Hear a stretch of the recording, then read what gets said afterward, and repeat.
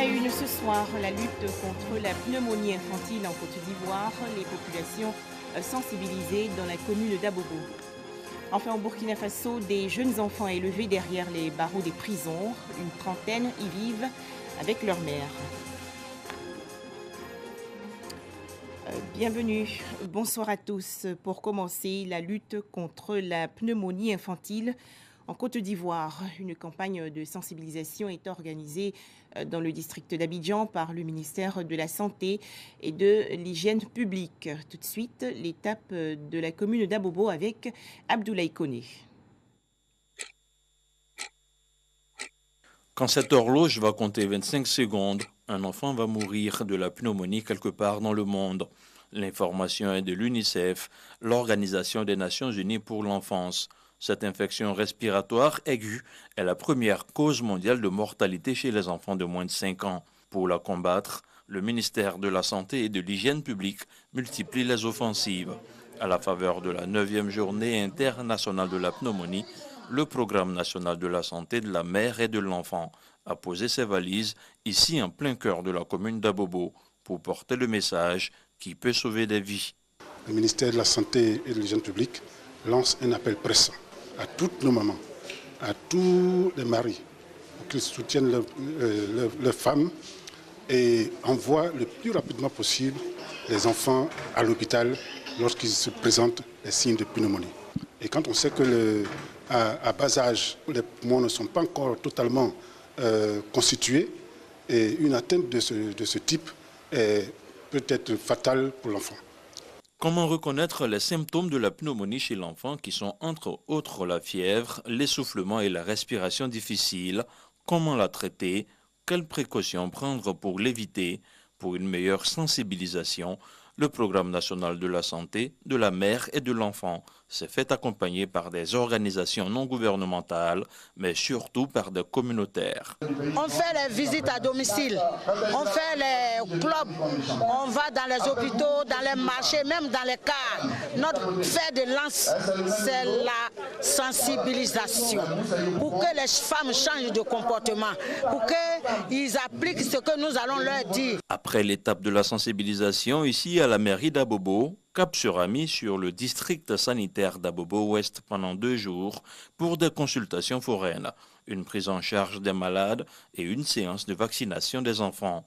Rappelons que la pneumonie est une infection de voie respiratoire provoquée généralement par des bactéries, pouvant entraîner très rapidement la mort chez les enfants. Autre actualité, la paix sera célébrée demain, jeudi 15 novembre, en Côte d'Ivoire. Cet événement veut ainsi éliminer les tensions existantes dans le pays. Et ce soir, des Ivoiriens formulent leurs vœux de paix. Ils sont au micro de Hassan Khan et Kader Sogodogo de RTI Boaké. Des images qui illustrent bien un passé sans paix. La paix, ce n'est pas un vain mot, c'est un comportement. Une pensée bien connue des Ivoiriens de feu le président Félix Houphouët-Boigny, père fondateur de la Côte d'Ivoire moderne et modèle. Une pensée qui n'a jamais eu autant de sens qu'après sa disparition.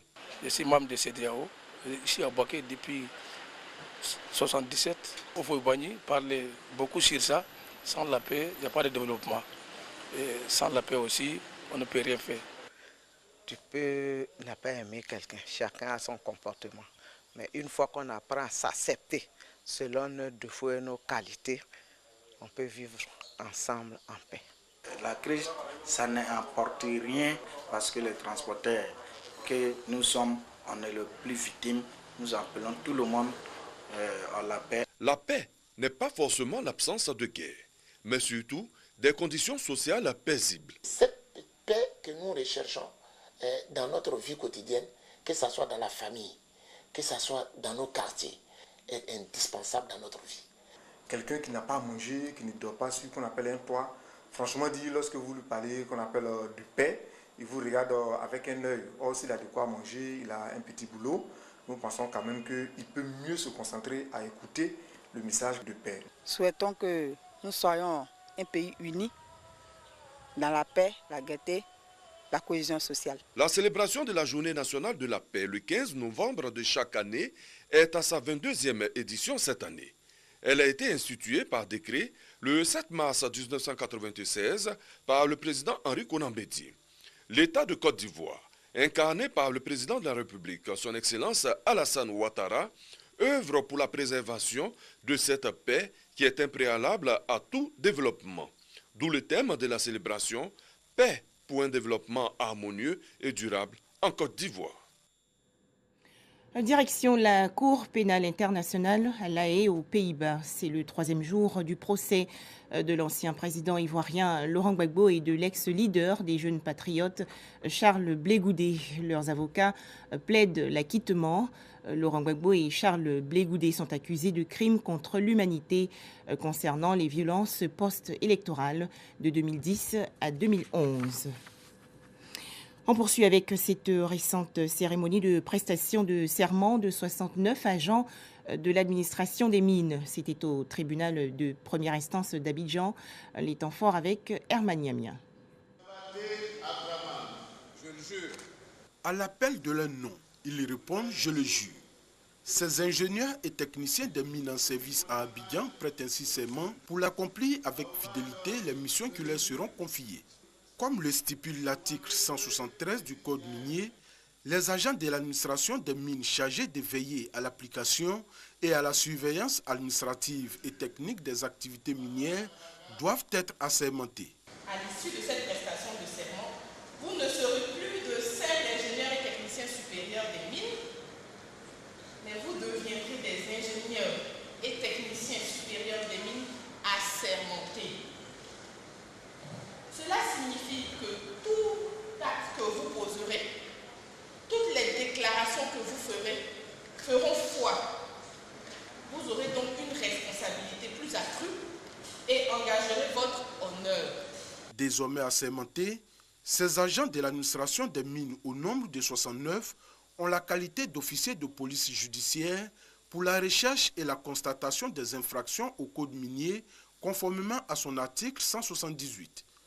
Les impétrants mesurent la responsabilité qui est la leur et s'engagent à remplir avec fidélité leur mission. C'est une situation que nous avons attendue très longtemps, parce que les codes précédents même le prévoyaient. Et aujourd'hui, nous sommes vraiment heureux d'avoir prêté serment pour nous permettre de faire tout notre travail avec tous les moyens nécessaires. Pour nous, c'est un engagement assez fort qui nous appelle à une responsabilité vis-à-vis de la nation, mais aussi qui répond au désir du gouvernement de pouvoir créer l'ivoirien nouveau, permettre la promotion de l'ivoirien nouveau.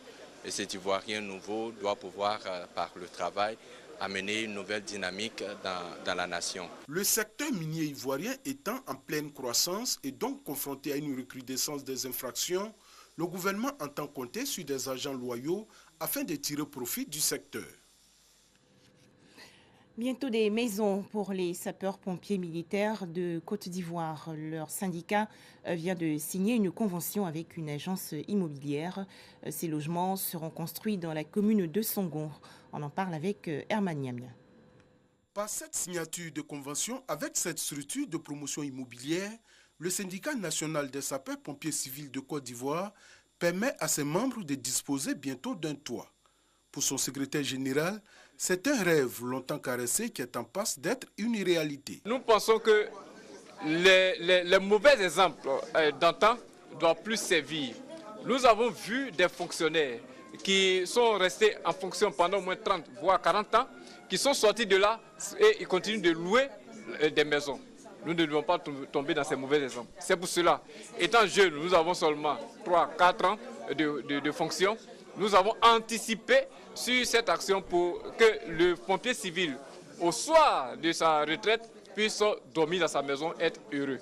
Le promoteur immobilier rassure les acquéreurs que toutes les dispositions sont prises pour que la construction des maisons démarre dans un bref délai. D'où la présence de ses partenaires financiers à cette signature de convention. C'est 1000 logements sur 4 ans. en raison de 250 logements par année. Le coût global de ces 1000 logements remonte autour de 33 milliards de francs CFA. Construire, c'est commencer d'abord les premiers, ce que nous appelons le VRD couramment. Nous avons déjà commencé. C'est à Songonté, dans la commune de Songon, que la première tranche des logements sera construite. Selon le promoteur immobilier, les coûts ont été étudiés pour permettre à tous les sapeurs-pompiers civils d'adhérer au projet. Dans ce journal également, la 3e édition du séminaire international des chrétiens. Cette rencontre va se tenir du 24 au 25 novembre prochain dans le district d'Abidjan. Des hommes et femmes entrepreneurs chrétiens vont réfléchir sur le thème « Bâtir sa carrière professionnelle sur le roc de l'Éternel ». Les explications de Herman Niamia. C'est un rendez-vous qui va certainement jeter les bases de l'implication des hommes et des femmes d'affaires chrétiens dans le développement des pays africains. Ce séminaire international des chrétiens, hommes, femmes d'affaires et décideurs, qui va se tenir du 24 au 25 novembre prochain, ici à Abidjan, vise à susciter une nouvelle génération de chrétiens hommes d'affaires qui œuvrent pour le développement de l'Afrique dans tous les domaines d'activité selon un protocole divin. Nous croyons que si ces hommes d'affaires sont imprégnés de la mentalité du Christ, s'ils sont imprégnés de l'Esprit de Dieu, ils pourront non seulement faire leurs affaires selon les normes, sans la corruption, parce que nos pays souffrent de la corruption. Et nous croyons que c'est une plateforme qui va permettre à ceux qui vont venir de faire autrement les affaires en comptant sur Dieu. Initiative de la coalition des chrétiens hommes, femmes et décideurs, cette rencontre qui réunit des chefs d'entreprise, entrepreneurs, dirigeants de structures privées ou publiques opérant en Afrique se tient chaque année dans un pays africain. Pour cette édition, des conférenciers viendront d'Israël pour partager leur expérience en matière de contribution des chrétiens dans le développement du pays. Il y aura des musulmans qui seront là et des chrétiens. Ces juifs-là viendront nous dire comment est-ce qu'un peuple qui a marché avec Dieu jusque-là continue aujourd'hui à être un pays fort malgré tout ce qu'Israël a vécu. Ce séminaire international se tiendra autour de 3 volets. Le volet spirituel, essentiellement composé d'enseignements et de témoignages, le volet développement managérial, composé de panels et d'ateliers, et le volet networking, qui enregistrera des rencontres B2B. Affrontement dans la région nord-ouest du Cameroun. Environ 30 séparatistes anglophones ont été tués hier à Mayobinka. Des combats opposent régulièrement les dissidents anglophones à l'armée régulière camerounaise. Au Burkina Faso, le calvaire des jeunes enfants incarcérés avec leur mère. Problèmes d'hygiène, nourriture détestable et manque de confort. Des organisations non gouvernementales leur apportent un peu de réconfort. Pascaline est détenue depuis 4 mois dans la prison de Ouagadougou où elle attend d'être jugée. Soupçonnée de complicité d'un crime commis par son mari en fuite, elle a été arrêtée avec 4 autres membres de sa famille. Pascaline n'avait personne à qui confier sa fille de 6 mois. Elle a été obligée de l'emmener en prison avec elle. Il n'y a pas de médicaments de bébé ici, puisqu'elle n'est pas détenue. Les conditions de vie n'est pas bonnes, donc c'est pas facile. Dans la section femmes de la maison d'arrêt de la capitale du Burkina Faso, 13 nourrissons et enfants cohabitent avec les 66 détenus. Arrêtés pour vol, mutilation ou meurtre, les prisonnières sont entre 16 et 20 par cellule, des conditions extrêmes pour les enfants. Il y a des inculpés, il y a des prévenus et il y a des condamnés. Et donc présentement, en tout cas, les cellules là sont un peu, comme les cellules sont restreintes, donc présentement c'est un peu, c'est coincé, elles sont coincées. Voilà, il n'y a pas assez de place. Une trentaine d'enfants vivraient dans les prisons, mais ils ne sont pas reconnus officiellement par l'autorité pénitentiaire. Aucune aide n'est apportée aux mères pour les nourrir ou les laver. Dans nos maisons d'arrêt de correction, on soigne tout presque avec le paracétamol.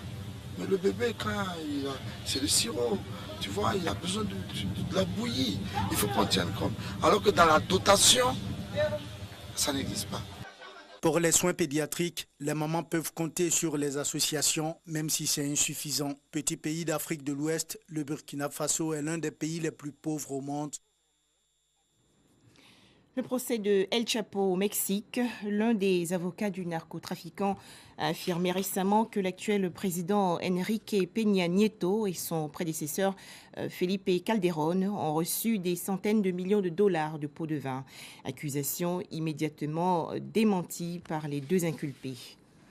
Enfin, au Koweït, ouverture d'un festival littéraire, mais les autorités très conservatrices ont censuré plus de 900 ouvrages et d'écrivains, dont le français Victor Hugo et le russe Fyodor Dostoïevski. À noter que leurs écrits questionnent la moralité, le libre arbitre et l'existence de Dieu. Voilà, excellente soirée à tous sur RTI2 et merci de nous avoir suivis.